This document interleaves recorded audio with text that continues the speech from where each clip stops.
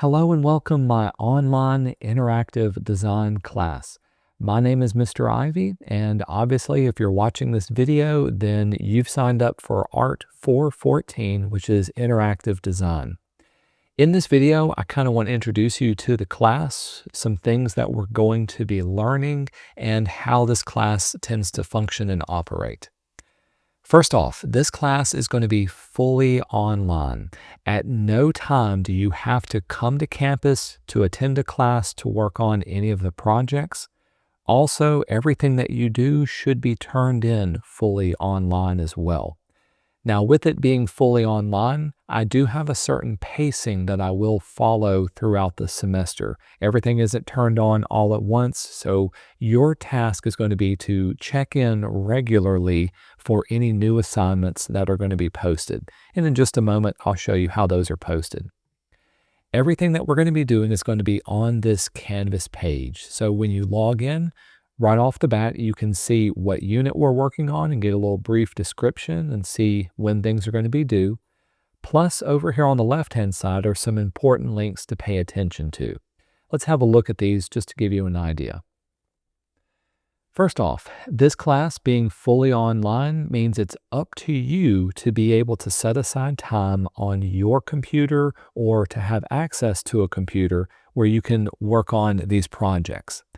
Now, if you do live on campus or have access to the campus, you're welcome to come to Avon 411, which is our graphic design studio. You should have card swipe access to get into this studio to work on any of the projects, and you can use the computers that are in there as well. Just be aware that other classes may be happening at this time. In a couple of days, I'll give you a list of classes and when they meet. So as long as there's not a class open, then you're welcome to come in and work at any time. Specifically, there's no classes in the evenings or on the weekends, and there's also no classes early in the morning time.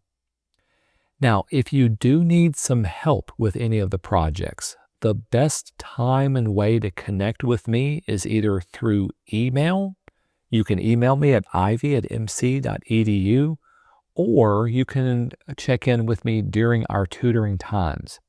I'm going to be available through Zoom or through email on Mondays and Wednesdays from 2 o'clock until 3 o'clock. During that time, send me an email or connect with me through Zoom to be able to ask your questions, show me your projects, or be able to work through any problems that you have. This is also a great time to get feedback on your work before you turn in anything. Just note, I may be helping other students if you do decide to come in or Zoom in with me, so you may have to wait a little bit, but otherwise I'm just going to have an open door policy. You can come in at any time as well. Also, be aware that when working on these projects, make sure you're able to load the software and your computer is able to run the software efficiently.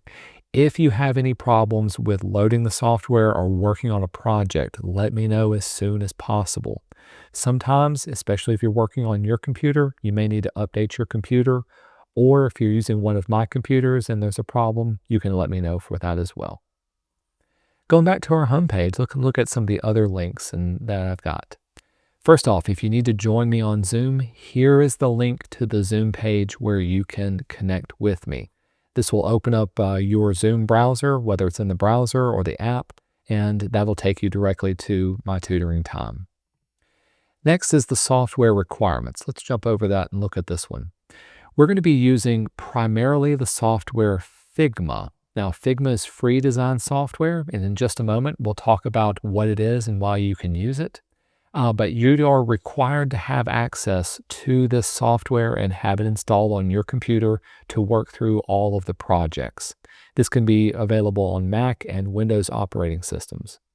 Additionally, if we need to be able to make edits to any of the project files or the graphics, having access to the Adobe Creative Suite will come in handy as well. Most all of my graphic design majors, if you've taken a class before, you should have access to this suite already. But if you don't, again, contact me, let me know. Do make sure that you're saving and backing up your work. Do make sure that your computer is able to run the software. And if you need to be able to know what we're doing or how to get access to the studio that we're working through, here's where you can read through and see all the details for this. Going back to our homepage, the final thing to note, all of the class projects are going to be found under the modules link. I will post a new unit every Monday, and everything will be due usually by a Friday. Now, some units will only last a week. Some units may last 2 or 3 weeks. Pay attention to the due date for that unit because everything on this is going to be due at the same time. So you can see this first unit, introducing you to Figma, has everything due by January the 16th. You've got the entire week to be able to work through this and to be able to turn in everything by this due date. My personal policy for turning in late work is that anything uploaded or submitted one day after the due date, I automatically take off 10 points. So if it's due on the 16th and you turn it on the 17th, the highest you can make is a 90 on that project. Now, every unit is going to have a set of lessons or a major project. Sometimes there will be a little quiz that goes along with it. These are your grades for that unit. When you click on a lesson, in this, I'll give you a little introduction on what to do. Sometimes you'll have some files that you'll need to be able to download, and here are the step-by-step instructions that you can follow. In addition to the step-by-step instructions, I've given a video tutorial on exactly what to do, and I'll try to do this for every lesson that we have. In following along with these interactive lessons, these are all on YouTube. It's your responsibility to be able to watch them and follow along with them. I try to be able to work through everything, so if I run into a problem, I'll point it out so that you don't run into the same problem as well. For all of these lessons, this will tell you exactly what to turn in, and since yours is going to be different as a student, usually down here at the bottom is where you can upload and turn in your files. Going back, so you can see there's 2 different lessons, and this one also has a little quiz.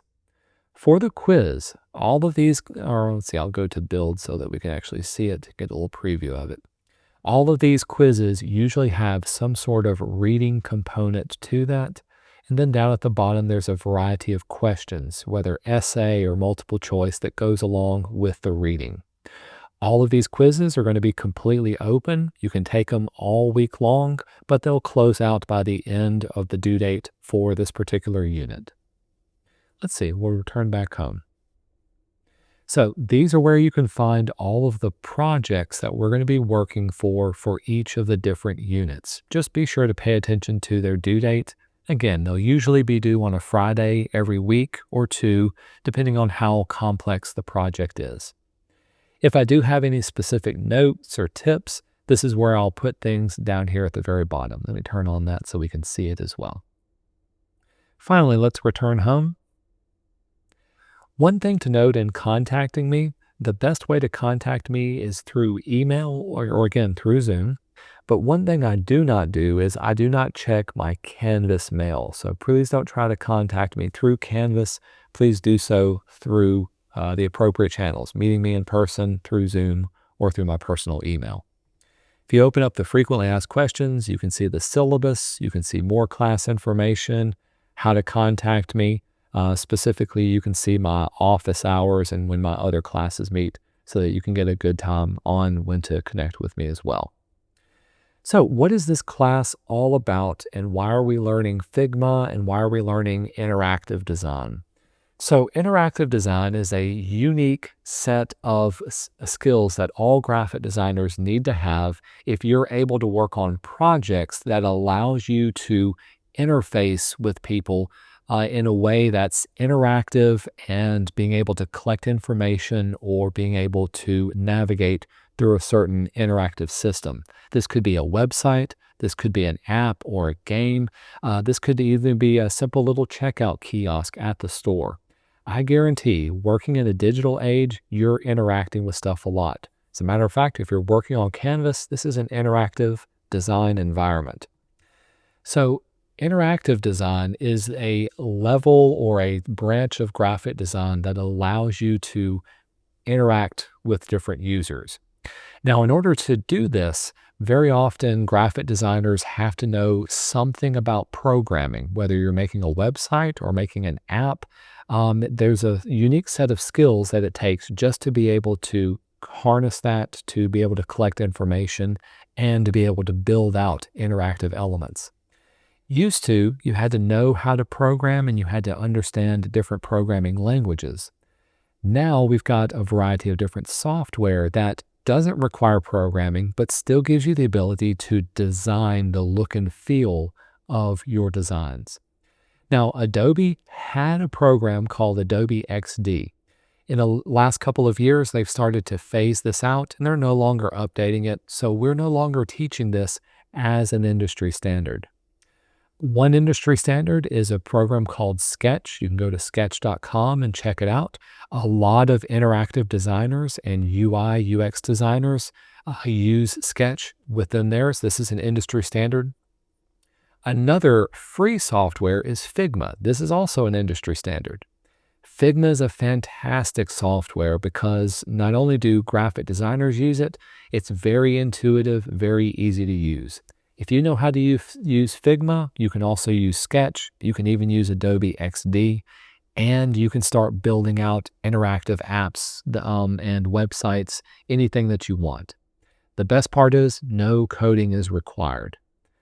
This is a free app, and so what we're going to do this first week is to download and install this app on your computer. And to do so, you'll have to create an account. That's what the first unit's going to be. Let's have a look at some kind of UI and UX projects that Figma allows you to do. So again, Figma doesn't make a website or it doesn't make an app. It kind of prototypes a website or an app. I'm going to just click on a random one here just to see or give you an idea of what these look like. So if you wanted to be able to create something to collect, in this case, survey information, and it was on a mobile device, well, you need to know exactly what does that look like? What kind of fonts are you going to use? What are the colors going to be? How big do things need to be? And what's the placement on the page? How do people scroll through? And what does it look like if it's animated? In order to program all of this, it's going to take a lot of time. And you don't want to spend a lot of time making something only to have it not really look good or not function well. As a designer, Figma gives you the ability to prototype what it would look like and how you can interact with it. So if you need to make changes to it, you can quickly change the design before you hand it off to a programmer who types in all the code. That's what we're going to be doing. We're simply going to be designing the look and feel of apps and interactive designs without actually creating a final workable product. If you go to behance.net, you can search for lots of UI and UX, user interface and user experience designs. UI and UX are two different terms that you're going to hear thrown around a lot, and we'll talk a little bit about that in the quiz. But in general, UI is the user's interface. What does it look like when you click on buttons? Or what does it look like when you collect information or submit files or need to be able to change the way things look? That's the interface that you're dealing with. The user's experience is how it makes you feel. Is it something that feels like it's upscale and easy to use? Or does it feel like it's a gaming type app that's a fun, interactive for kids type thing? So user experiences often tie into the interactive elements that you have to work through. So one of the first things you can do is to go through and see a variety of different user interface and user experience designs and how people approach these kinds of designs. The final thing I want to point out is that when you design for UI and UX, there's a variety of different screens that you can do it for. Obviously, you can design for mobile apps for your phone. You can also design for tablets, for computer screens, and all of these come in a variety of sizes. There are even things that are just non-standard sizes that, like if you go to a gas pump and you had to be able to purchase gas, you need to see what the price is, how many gallons you have, do you want to pay with a credit card, and how all that works. All of those tie into the look and feel and your experience of purchasing something or interacting with a site. So everything has its own look and feel. That's what this class is going to be all about in interactive design. So along the way, we're going to be using and learning Figma in addition to learning some user interactivity of the experience and the interface. So to get started, the first thing you need to do is to jump into the learning modules and start with lesson 1. This is going to get you to create a Figma account and set it up. Next week, we're going to jump into the first project of using Figma. And so we're going to generate your little project information, details for it.